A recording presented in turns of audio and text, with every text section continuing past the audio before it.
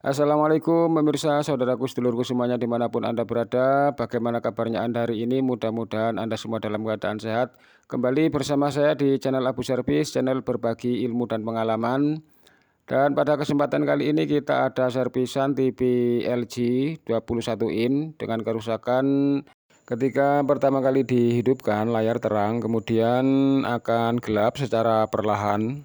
Akan kita coba dulu ya lur, kita colokkan ke listrik. Ini sudah saya colokkan ke listrik. Dan itu bisa kita saksikan bersama-sama layar terang normal, kemudian nanti akan gelap secara perlahan. Nah seperti itu ya lur.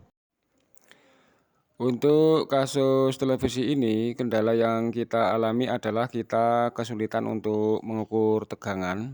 Karena begitu layar gelap, baru kita akan mengukur tegangan, layar sudah normal kembali sampai lama. Jadi kita tidak bisa menyimpulkan secara akurat penyebab layar menjadi gelap.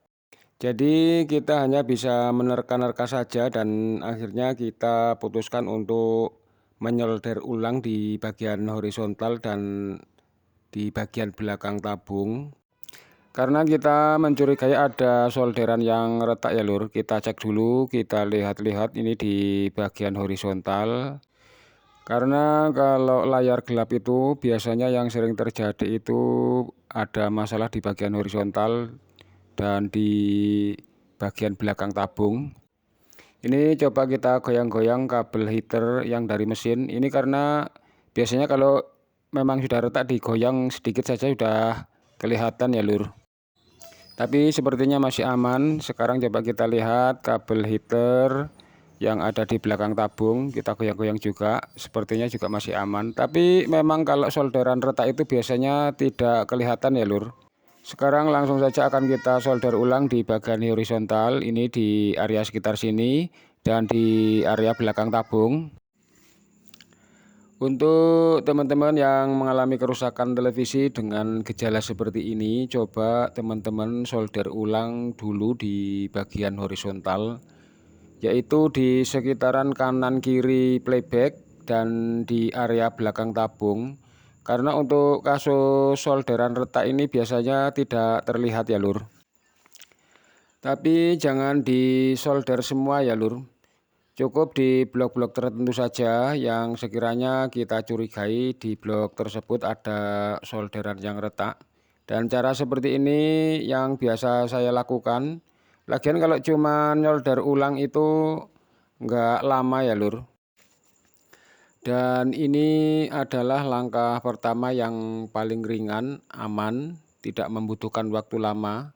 Syukur-syukur cuman cukup disolder ulang saja sudah jadi ya lur. Tapi kalau ngelihat gejalanya memang sepertinya cuman solderannya saja yang retak ini lur. Dan setiap melakukan penyolderan ulang itu harus dikasih timah lagi ya lur. Tidak cukup hanya dengan memanaskan bekas solderannya saja. Karena kalau cuman dipanaskan saja hasilnya tidak akan maksimal. Untuk teman-teman semua ketika melakukan penyolderan ulang yang harus diperhatikan adalah ketika menyolder jalur kaki komponen yang jaraknya sangat berdekatan harus hati-hati. Jangan sampai terhubung dengan kaki yang ada di sebelahnya. Karena kalau sampai terhubung dengan kaki yang ada di sebelahnya terus ngongslet, justru akan timbul masalah baru ya lur. Makanya pergerakan timah dan solder itu harus benar-benar akurat, jangan sampai ada timah yang berlebih. Ini kalau masalah posisi solder terbalik seperti ini, memang posisi mata solder yang bagian atas ini paling enak digunakan ya lur. Dan sudah menjadi kebiasaan, posisi paling enak megang soldernya ya seperti ini lur. Di bagian horizontal ini memang rawan sekali solderan retak ya lur. Karena di bagian playback dan kanan kirinya ini adalah bagian tegangan tinggi. Jadi untuk pemakaian jangka panjang memang sangat mudah panas dan rawan sekali solderan retak. Ini di blok horizontal sudah kita solder semuanya. Sekarang akan kita solder ulang di bagian belakang tabung. Ini di bagian belakang tabung ini adalah di bagian tegangan 180 volt dan tegangan heater. Ini termasuk rawan sekali solderan retak juga ini lur ya. Termasuk juga di bagian soket tabung juga itu rawan sekali solderan retak.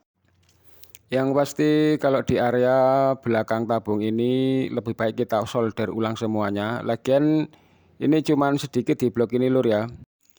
Ini khusus area belakang tabung yang paling rawan solderan retak adalah biasanya ini ada pada soket tegangan heater, kemudian resistor dan transistor RGB dan soket tabung ya lur.